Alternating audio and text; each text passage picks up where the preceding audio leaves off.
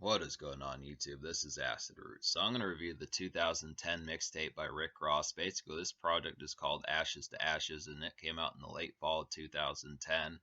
Now, the thing about this particular project is this is a project that came out after Rick Ross's Opus project from 2010, which was Teflon Don. That had a lot of acclaim towards it, and it also was a hit project just because it helped revolutionize the kind of drill sound that would be dominant in the early 2010s decade.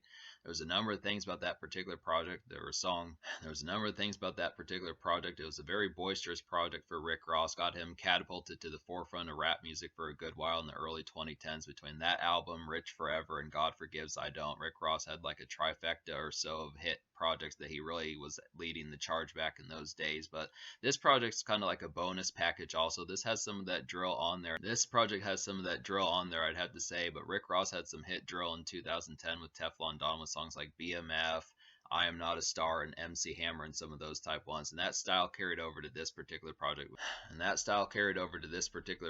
Which is pretty awesome just because Rick Ross was on a high in 2010, and it was definitely necessary. And it was very necessary to get some further drill and just overall hits as far as that kind of concept kind of went. So I'd have to say this is a pretty necessary project. I would definitely have to say this definitely has some boisterous type stuff from Rick Ross. And the thing about it is this is basically on par damn near with Rich Forever. It's a little bit shorter a project, but it's still pretty sheer in quality, I'd have to say. Definitely one of Rick Ross's better projects in terms of mixtape and free music type fare, I'd have to suppose. Definitely a pretty excellent one. And the thing about this particular one, it did have a single, so it does have some of that bravado, but it does have a hit single that charted off this particular project, which is pretty good to kind of get that, but it also carries some of the deeper than rap era Rick Ross as far as I kind of have, and some of that sophistication and kind of more blue blood type atmosphere that Rick Ross kind of had with deeper than rap, with songs like Usual Suspects and Magnificent. Some of those deeper than rap sophistication cuts like Usual Suspects and Magnificent and some of those particular type ones, that's definitely on here in spades.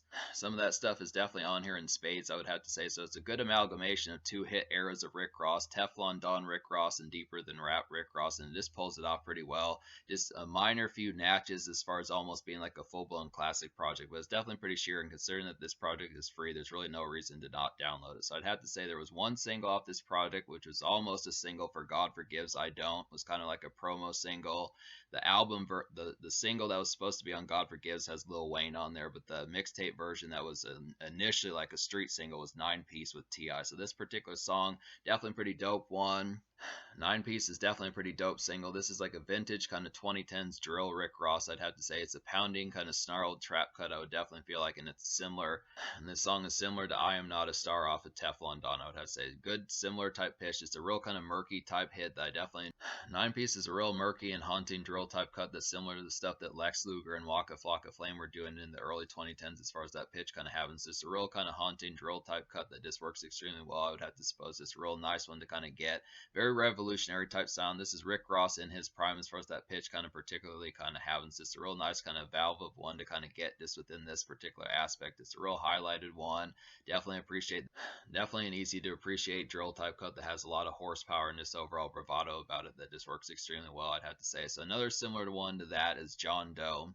So that's the single off this mixtape. So there's 10 songs on this particular mixtape, and out of those 10 songs, I wound up recommending to you 7.5. So I'll go ahead and recommend the 7.5 songs I recommend so you can see what I'm talking about here. So those 7.5 songs would be 9 Piece, John Doe, Another One, Even Deeper, Ashes to Ashes, the title track, Play Your Part, Retro Super Future, and the almost song is Black Man's Dream. So basically, this project is not filled with drill cuts, but there are 3 towards the beginning of the project that do a lot of that same damage that Rick Ross did on Teflon Don, I'd have to say. So another highlight that's very similar to 9 Piece is John Doe. Definitely enjoyed this one. This is another kind of murky evening malaise kind of summer drill of a song, I'd have to say. It's similar to BMF off of Teflon Don, definitely I would feel like, and this is just prime era Ross, I'd have to say. This is just prime era Rick Ross, definitely. It's just an overall stock hit. So this is one great 1-2 punch, 9 Piece and John Doe. These are both great 1-2 punch, 9 Piece and John Doe. Both of these are exceptional songs that just nail that drill style extremely well, I'd have to say. Another one that's pretty similar to that, but not quite as quality in the sense, is Black Man's Dream. So this is an almost song. This has Ludacris on there, and it's a pretty good pitch to kind of get that. But this is an almost song just because the beat is kind of okay on here. This is like a mid-pace kind of makeshift drill cut, I would have to say. It's got decent bravado about it, but this song has decent bravado about it, but it just kind of has like an offhand backhanded approach, I'd have to say. So the thing about this particular song that makes it so weird and such is just the fact that it's just kind of a mid-pace makeshift song. It's just kind of the thing about this song that makes it so weird is this is just kind of a makeshift drill kind of cut. This is like a makeshift kind of song that you would hear at 3:30, 4:30 p.m., something like that, just kind of in the malaise of just like work hours as far as that pitch kind of happens. But it's just interesting because drill is not really a makeshift. It's just interesting just because drill is not really a makeshift kind of genre as far as that particularly kind of happens. When you think of songs like MC Hammer and I Am Not a Star, those are not really just got done with work kind of cuts as far as that pitch kind of goes. But this one's kind of like an in between where it's kind of drill in like a minor sense, kind of has some of that bravado about it, but it's just all it's also, but it's just also kind of like a steadfast kind of work hours kind of cut that just kind of has like some of that standard malaise about it, I have to suppose. It's just a real nice mid-pace kind of one. It's interesting that Ludacris was on this particular type song. He kind of fits the drill sound somewhat. I feel like Ludacris has to flesh it out a little bit more, but it's interesting to kind of get these folks on there. It's just kind of a more kind of workaday kind of Rick Ross type song in that drill sort of sense that he was on fire with in 2010. So it's a good pitch to kind of get that, but still kind of an almost song because I just wasn't on. It's still kind of an almost song because I wasn't completely sold with the production on there. It was just kind of a clumsy, kind of cumbersome type one that just as far as that pitch kind of happened. But it's here and there, I'd have to say. But talk about some highlights on here. Even Deeper is a really nice one, I'd have to say. This is definitely some of that glitzy Rick Ross that I was talking about. This is like a sophisticated. Even Deeper is like a sophisticated noir. It's kind of a tough word to say, like glamour that song particularly kind of has. It's just a moody, kind of graceful late day stretcher, I would definitely feel like, and it's just a pretty ambient hit. So this one definitely it feels like a graceful kind of sunset skies. This one definitely feels like a graceful kind of sunset skies kind of sophistication as far as it kind of happens. Definitely kind of blue blood type one, something for hotel music and just kind of cruising through the streets in like a fancy car, something like that. Just really abundance of money, just real kind of graceful type one to kind of have for some riches. Just as far as even deeper is just a real graceful kind of fancy glamorous type one that just works pretty heavily. So I'd have to say that's a nice one. And then another one, with Puff Daddy is a pretty glamorous one, I'd have to suppose. This is like a glitzy kind of drill song, but with like a heavy stunt and flex type pitch, I would have to suppose. Definitely a nice one for that sort of thing. It's just an excellent kind of outing song for some fun, I'd have to suppose. So this is just a nice one.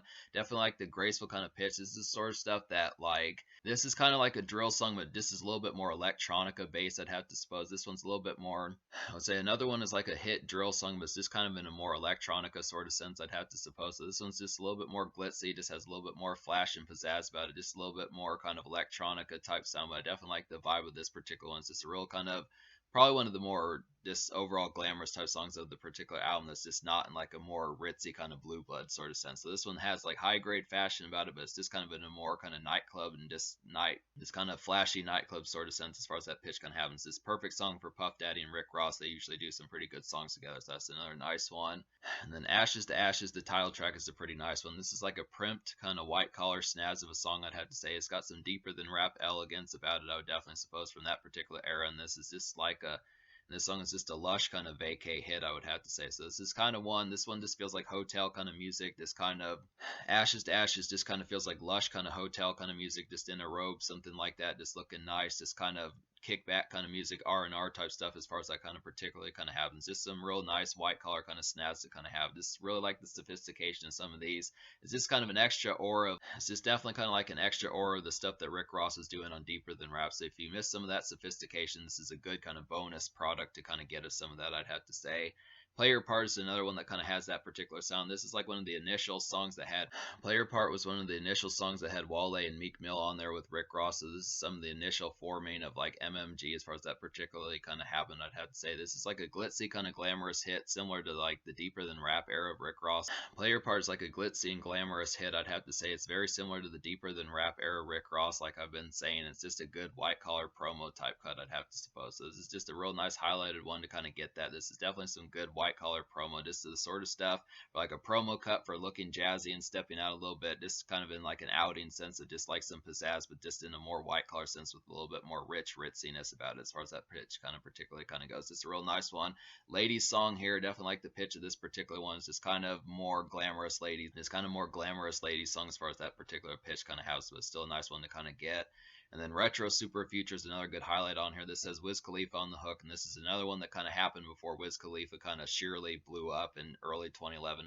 Kind of before Wiz Khalifa sheerly blew up in early 2011, I'd have to say it's a good pitch to kind of get that from Rick Ross. The thing about this particular project by Rick Ross is just the fact that it capitalized on a lot of trendy type things. And the thing about this particular project, Ashes to Ashes by Rick Ross, is it capitalized on a lot of trends that were kind of happening around late 2010, early 2011. Rick Ross kind of had the heads up on Wiz Khalifa and Wale and Meek Mill and some of that type stuff, and even the drill type sound that would go on to manifest throughout the early 2010s. So it's just interesting that Rick Ross realized some of these things and was kind of got the heads up on it before it kind of blew up throughout the rest of the early 2010s as far as that pitch kind of happened. But Retro Super Future is basically like a spacey kind of gleaming smoke a few cut. I'd have to say it's a hazy night venue fun of a song, I'd have to say, and it's got a real kind of stony and spacey kind of hook, I would definitely have to suppose. So the Wiz Khalifa does the hook on here, a pretty nice one to kind of get that typical kind of Rolling Papers era Wiz Khalifa as far as that pitch kind of has. Just a real nice one to kind of get. And this one just has real kind of distorted and warped kind of spacey gleaming type beat. I would definitely have to suppose it's a real great one to kind of smoke in a nightclub, something like that, just kind of to have some of that hazy pizzazz about it.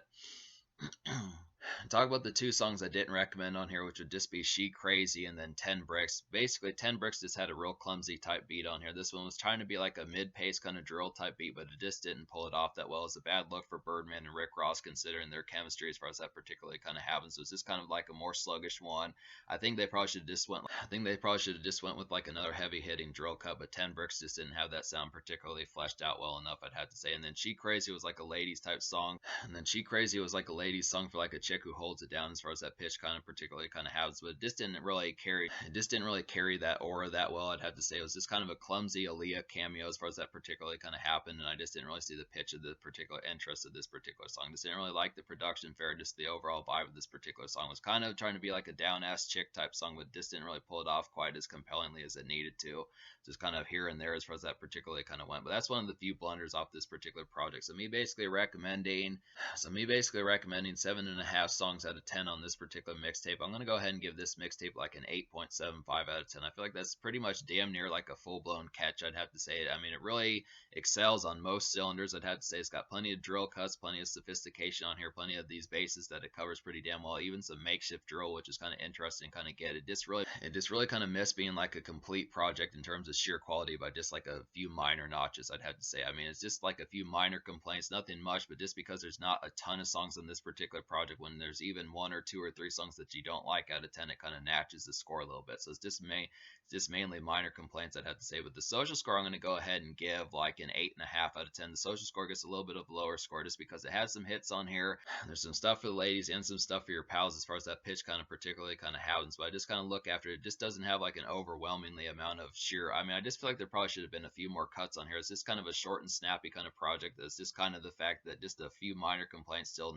snags it a little bit. But I still would have to say that 9 Piece is a great hit single. It's kind of a secret single from Rick Ross, I would have to suppose. Definitely one of his more boisterous hits out of 2010s, early 2010s, I'd have to suppose. Definitely a good highlighted one.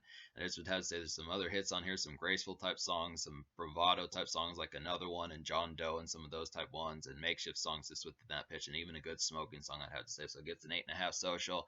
In terms of the future, like Rick Ross has just dropped a joint album with Meek Mill, which came out in November 2023. So there are some more of these ones I'm going to have to get to, and we'll definitely see some more of these as far as that pitch kind of happens. There's definitely some more good ones to kind of get. Rick Ross has tons more mixtapes and projects that are going to be happening soon enough, so we'll have to get to some more of these. But this is definitely a pretty sheerly quality project here, I'd have to say. Definitely one of Rick Ross's better projects from the early 2010s. I definitely highly recommend it.